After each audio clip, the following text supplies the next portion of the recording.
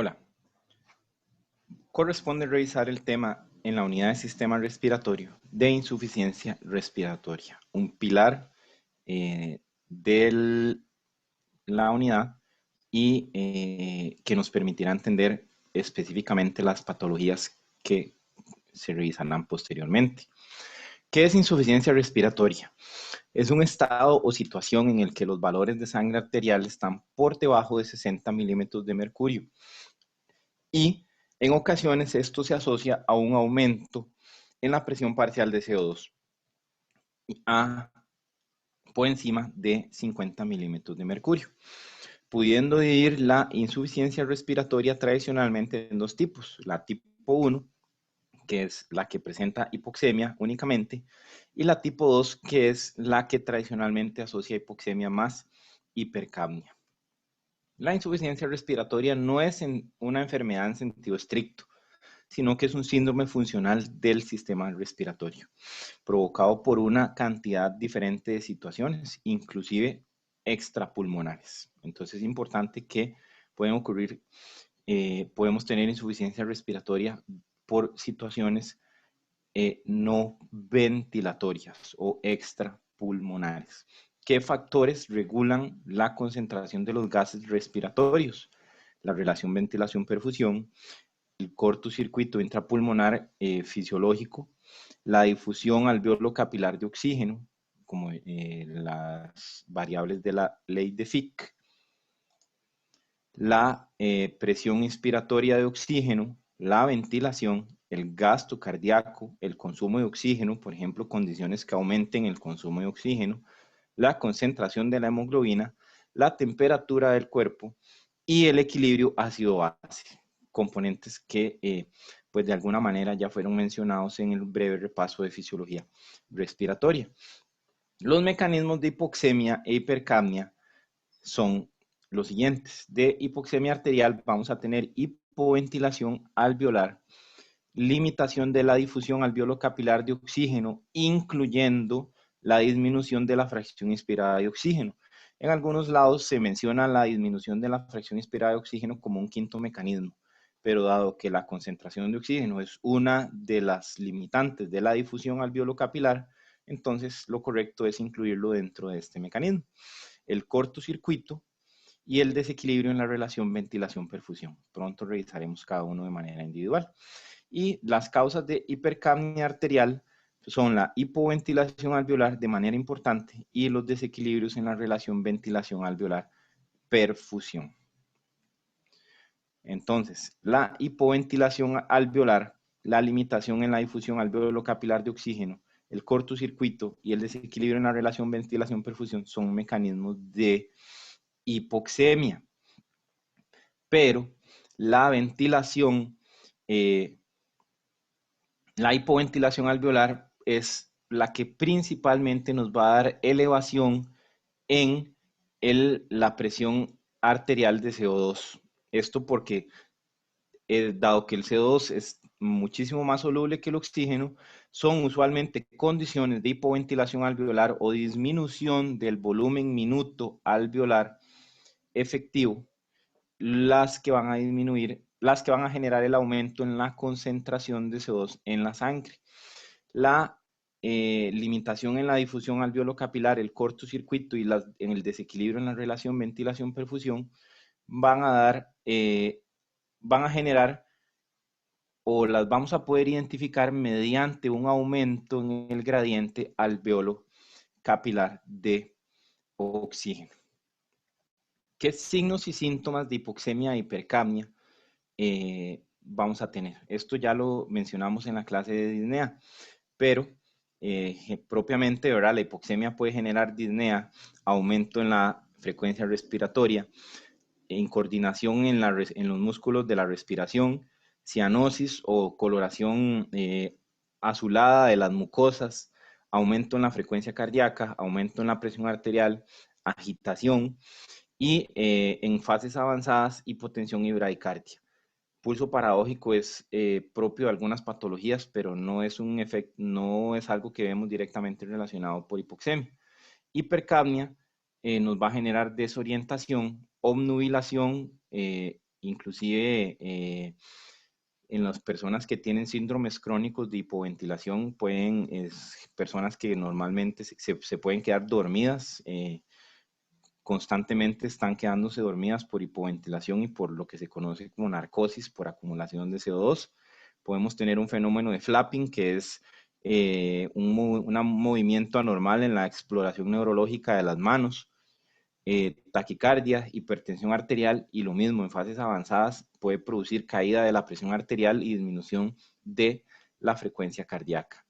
Entonces aquí tenemos en los mecanismos, ¿verdad? El mecanismo de ventilación anormal, en el que pues se ve, ¿verdad?, cómo esta unidad alveolar del todo no participa en el intercambio gaseoso. Una anomalía en la difusión, que aquí está representada pues por un aumento en la distancia que debe recorrer los gases respiratorios. Un problema en la perfusión, en esta imagen representado por una disminución del flujo pulmonar real para esta unidad alveolar. Y aquí podemos ver posibles causas, trastornos en la regulación de la ventilación. Una intoxicación puede generar que la persona no ventile porque sus centros respiratorios han sido deprimidos por un agente químico externo. Enfermedades obstructivas pulmonares que aumenten la resistencia al flujo aéreo pueden dar problemas de ventilación. Enfermedades restrictivas que disminuyan la excursión normal y la elasticidad normal del pulmón, o pérdida de tejido pulmonar pueden generar problemas a nivel de la respiración. El transporte anormal de oxígeno, ya lo dijimos, por hemoglobina anormal o disfuncional, y problemas a nivel de los capilares y a nivel de los tejidos, pues globalmente son de los mecanismos que vamos a estar conversando. Lo que corresponde a hipoventilación, básicamente la hipoventilación siempre incrementa la concentración alveolar y arterial de CO2, disminuye la PO2, pero se puede corregir si se aumenta la concentración de oxígeno que se inspira. Entonces, existe un punto de equilibrio entre lo que se conoce como ventilación alveolar, que es el volumen en litros por minuto que llega a las zonas de intercambio respiratorio. Recordando que las zonas de conducción no participan del intercambio respiratorio y que existe algo que se conoce como el espacio muerto anatómico, que son las zonas del organismo que participan de la conducción, pero no participan del intercambio gaseoso. Y en la medida en la que disminuye la ventilación alveolar efectiva, entramos en lo que se conoce como hipoventilación, y esto va a generar de manera directa un aumento en la presión parcial de CO2 en todos los compartimentos. Recuerden que aquí está la representación del espacio muerto, que es las zonas que no participan de el intercambio gaseoso, y esto pues por lo menos de manera tradicional, el volumen alveolar efectivo es el volumen total de aire que se moviliza menos el espacio muerto anatómico, el cual pues permanece constante en condiciones normales, pero se puede aumentar el espacio muerto fisiológico por condiciones patológicas. Entonces, la ventilación alveolar normal en litros por minuto, pues para un valor, digamos, de 5 litros por minuto, que es lo que se considera en los textos de fisiología, que es discretamente menor que el gasto cardíaco normal, hablando de que dijimos que de la relación ventilación-perfusión normal era de 0.84. Entonces vemos cómo a medida que empieza a caer la ventilación en litros por minuto, empieza a elevarse la concentración de CO2 tanto a nivel alveolar como a nivel arterial.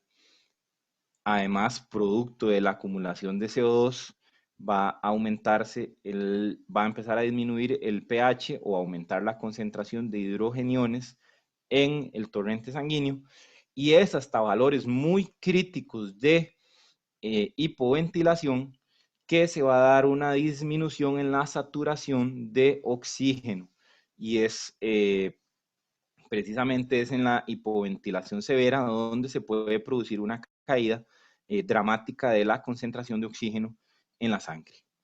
Entonces aquí lo vemos representado, lo que se conoce como los efectos de hipo o hiperventilación en la concentración de CO2 en la sangre.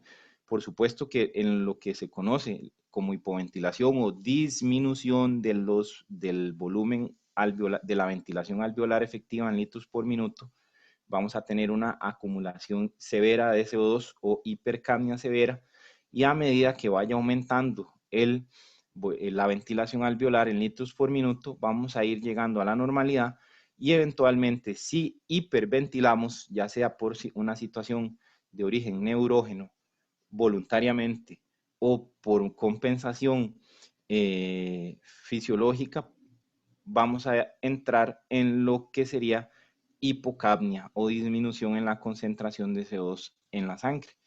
Mientras que vean que en lo que sería el efecto de la hipohiperventilación en la concentración de oxígeno en la sangre, es hasta que llegamos a niveles críticos de hipoventilación que se empieza a generar hipoxia.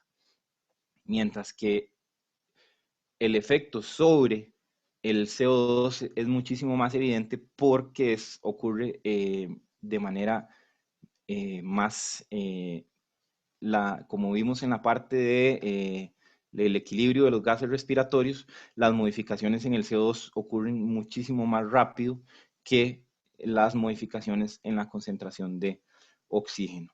Entonces aquí vemos el efecto de la hipoventilación en la PO2 cuando alcanza valores críticos, y en comparación con una ventilación normal.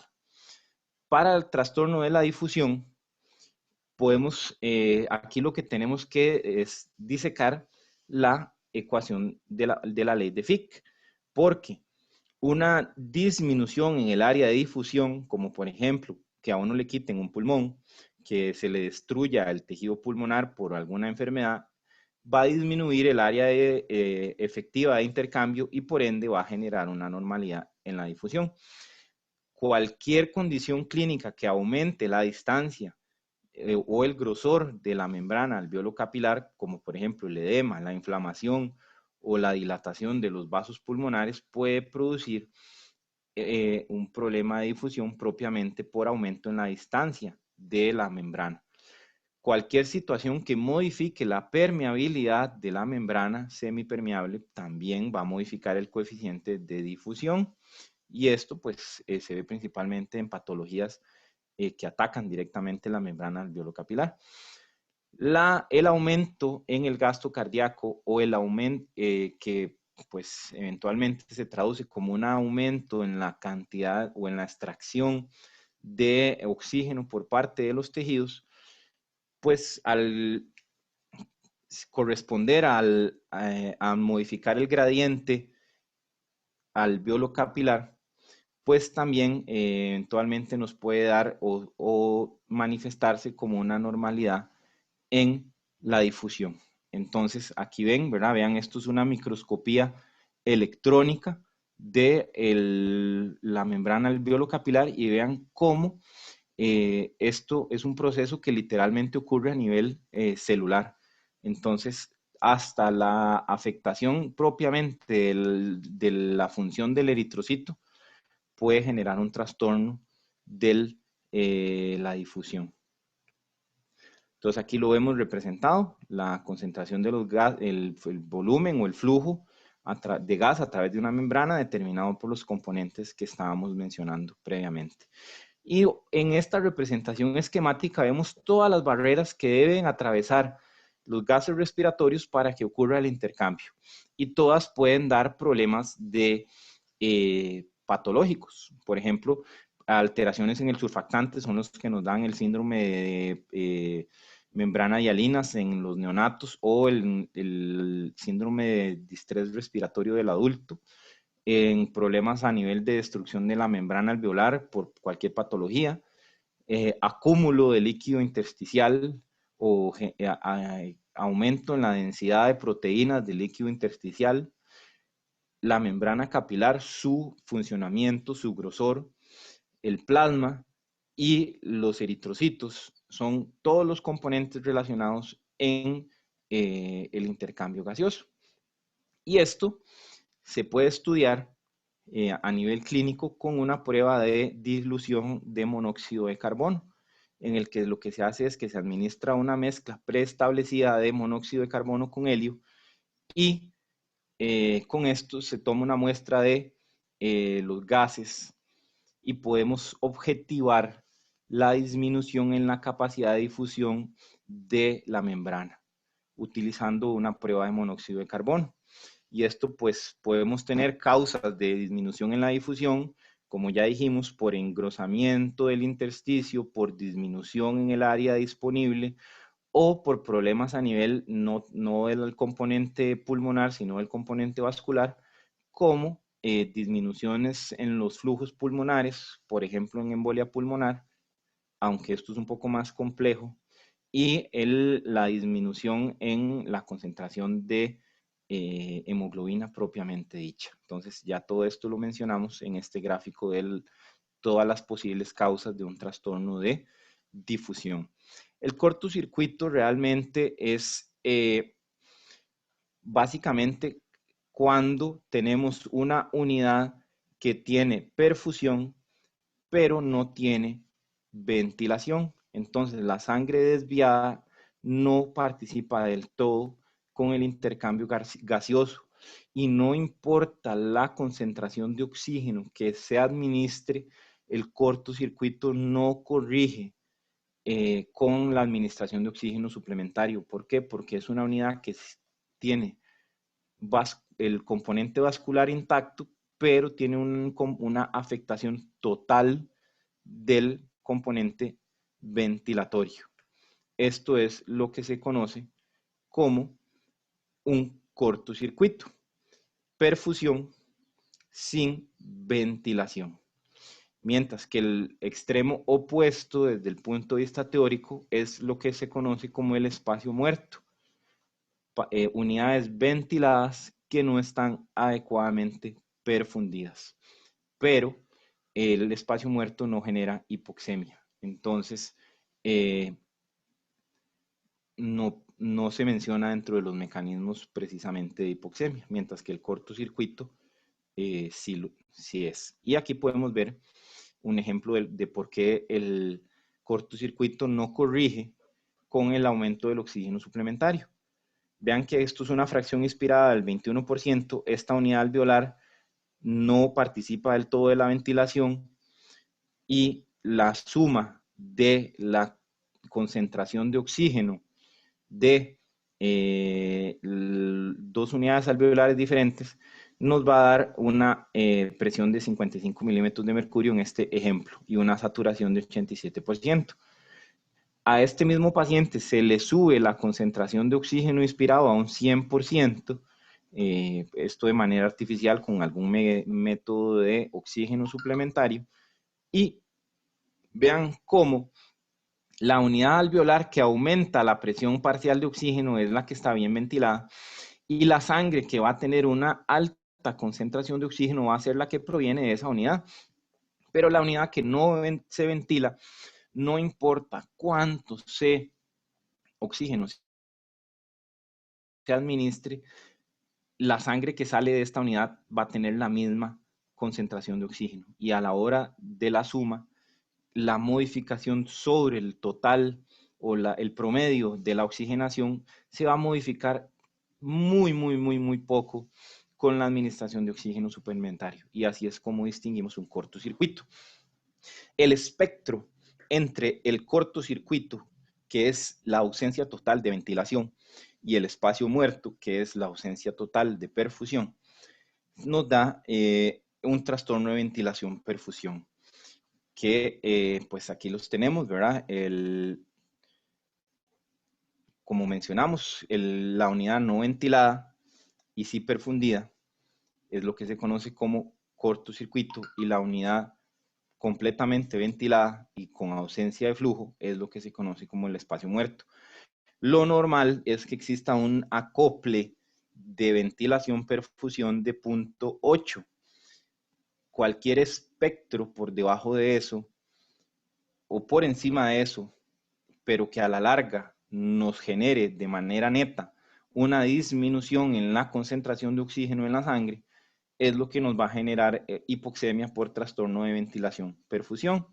Y eso lo podemos ver aquí, en el que tenemos una unidad pobremente ventilada y con buena vascularidad, que tiene una buena una disminución en la índice de ventilación-perfusión, y aquí tenemos más bien una unidad adecuadamente ventilada y pobremente perfundida, en el que tenemos un alto un índice de ventilación-perfusión más bien alto, sin que esto necesariamente sea beneficioso para el organismo. En comparación con el cortocircuito, que ya dijimos que es una unidad que no está ventilada del todo y que no va a corregir con la administración de oxígeno suplementario. Aquí vemos, digamos, lo que se debería hacer el acople ventilación-perfusión normal, que ya dijimos que entre más cercano a 1 sería ideal, aunque esto no ocurre ni siquiera en condiciones normales. Ya dijimos que 0.84, 0.85 de ventilación-perfusión es lo que se considera óptimo, pero podemos tener todo un espectro de en la totalidad de la circulación pulmonar de ese paciente, podemos tener diferentes índices de ventilación-perfusión, como vimos también en lo que es las zonas de West, que nos van a dar diferentes índices de ventilación-perfusión, y que a la hora de la hora, cuando estimamos el promedio de la concentración de oxígeno en cada una de esas unidades, esto es lo que nos va a dar pues, la concentración final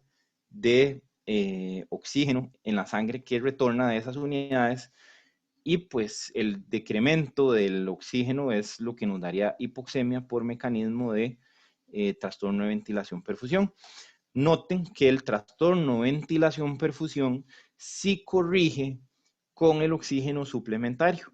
Entonces aquí tenemos una unidad parcialmente ventilada que genera una concentración mixta de oxígeno de 58 milímetros de mercurio, pero al administrar oxígeno al 100%, aunque no lo hace de la misma manera, dado que la ventilación de esta unidad y de esta unidad no son la misma, sí se eleva la concentración parcial de oxígeno en esa unidad alveolar y sí se logra corregir la concentración de oxígeno en esta vena pulmonar, y la sangre resultante va a tener una concentración suprafisiológica de oxígeno, y en este caso sí veríamos mejoría en la saturación de oxígeno al administrar oxígeno suplementario.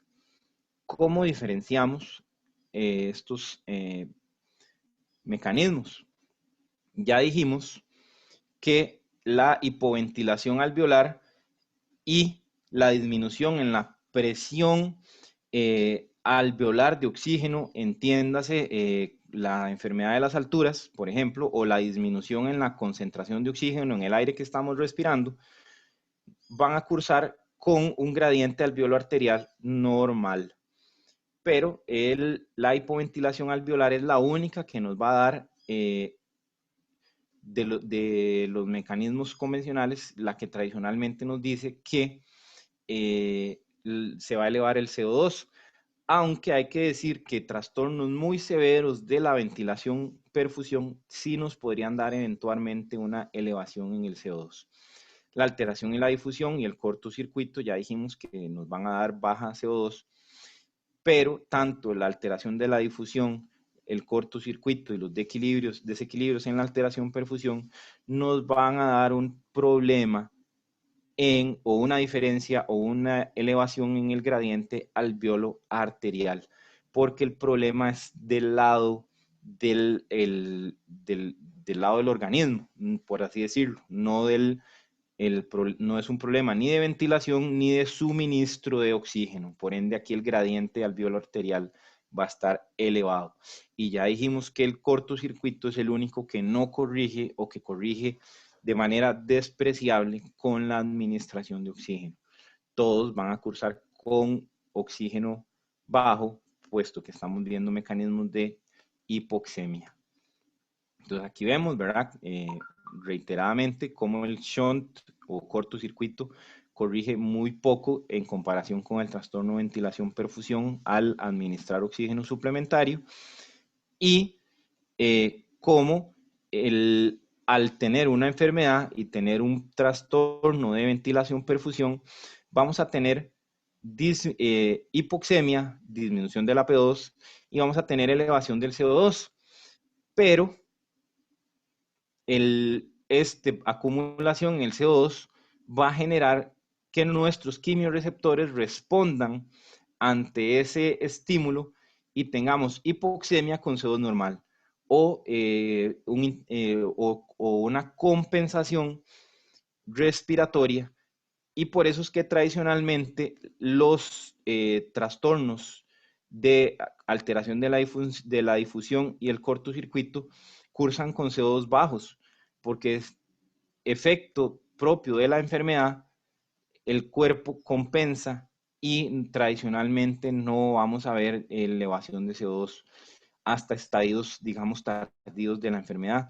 Mientras que en la hipoventilación alveolar, por definición, vamos a tener elevación del CO2 por problemas de la difusión directamente del CO2. Entonces aquí tenemos un esquema más de diferenciación.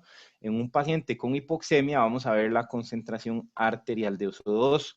Si está elevada, vemos cómo está el gradiente alveolo arterial de oxígeno. Si este gradiente está normal, nos encontramos ante un problema de hipoventilación, como dice en este gráfico, y por las razones que les he estado explicando. Si este gradiente alveolo arterial está elevado, vamos a tener o cortocircuito o un trastorno de ventilación-perfusión. Y aquí pues ya nos tenemos que plantear etiologías con radiografía de tórax, ultrasonido o TAC de la cavidad torácica, y podemos utilizar oxígeno al 100% como la maniobra de diferenciación para ver si el paciente tiene cortocircuito o trastorno de ventilación-perfusión. Es importante además distinguir entre insuficiencia respiratoria aguda e insuficiencia respiratoria crónica. La insuficiencia respiratoria aguda por lo general tiene mecanismos de adaptación que es como la hiperventilación, el aumento en el gasto cardíaco, la hipertensión arterial y la vasoconstricción. Mientras que para la insuficiencia respiratoria crónica va a existir tiempo necesario para que ocurran mecanismos adaptativos desde el punto de vista renal y hematológico. Por ejemplo, el aumento de la presión pulmonar, la producción de mayor masa eritrocitaria o lo que se conoce como poliglobulia o policitemia. Los pacientes con enfermedades pulmonares crónicas que cursan con hipoxemia aumentan la concentración de hemoglobina en la sangre, inclusive pueden llegar a aumentar la viscosidad sanguínea producto de esta situación. Van a tener vasodilatación crónica por adaptación a la hipercapnia. Vamos a tener aumento en la sudoración, aumento en la salivación, aumento en la secreción gástrica. Por encima de 100 milímetros de mercurio de CO2 ya se empieza a producir efecto de narcosis o aparición como de somnolencia, y en casos de retención crónica de CO2 empieza a producirse acumulación de bicarbonato por parte del riñón como un mecanismo de compensación, aunque esto le corresponde más a una clase de equilibrio ácido-base. Entonces aquí vemos en el ciclo normal, cuando aumenta el CO2 en la sangre y en el líquido cefalorraquídeo,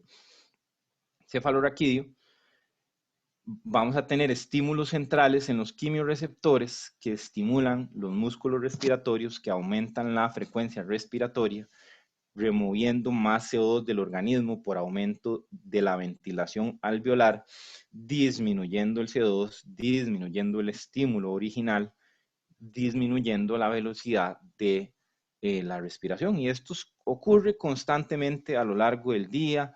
Se modifica por el sueño, se modifica por nuestro estado de ánimo, se modifica por otros estímulos. Pero en una hipoventilación usual, esto es, digamos, lo que genera el aumento en la ventilación alveolar producto del aumento de la frecuencia respiratoria. Cuando tenemos elevación crónica del CO2, los quimiorreceptores se empiezan a volver insensibles, se desensitivizan al CO2 alto, así que el mecanismo del aumento del CO2 ya no es tan efectivo para aumentar la respiración. Y es hasta que se alcanzan concentraciones o una caída en el oxígeno que tenemos un segundo estímulo de los receptores periféricos, que es una marcada disminución del oxígeno, lo que va a aumentar la frecuencia respiratoria y va a tratar de disminuir este CO2. Pero dado que ya aquí hablamos de una enfermedad pulmonar crónica o una situación que lleva a retención crónica de CO2, el mecanismo que nos lleva a corregir o a elevar la frecuencia respiratoria ya no es tanto mediado por CO2, sino por hipoxemia.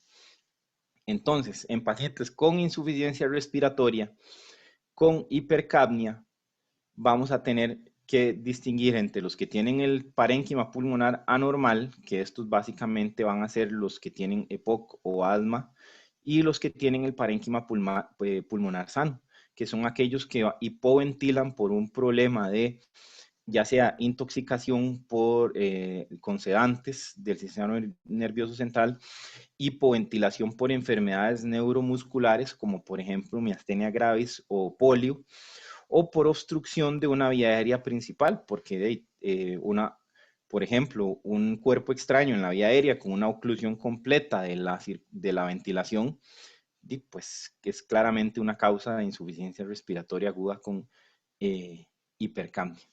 Si la insuficiencia respiratoria no se asocia a hipercapnia, vamos a pensar principalmente en enfermedades pulmonares agudas que pueden ser localizadas o pueden ser difusas. Mientras que las enfermedades pulmonares crónicas también pueden cursar sin hipercapnia, aunque generalmente mediante mecanismos de compensación de otro tipo. Se podría decir que en las enfermedades pulmonares crónicas, la presencia o no de hipercapnia es una cuestión muy variable y propio de cada paciente, no tanto de la enfermedad. Por eso, digamos, no hay que confundirse de ver la misma enfermedad en ambos sitios, porque hay que recordar que esto es en el tiempo y que los pacientes tienen diferentes estadios de enfermedad.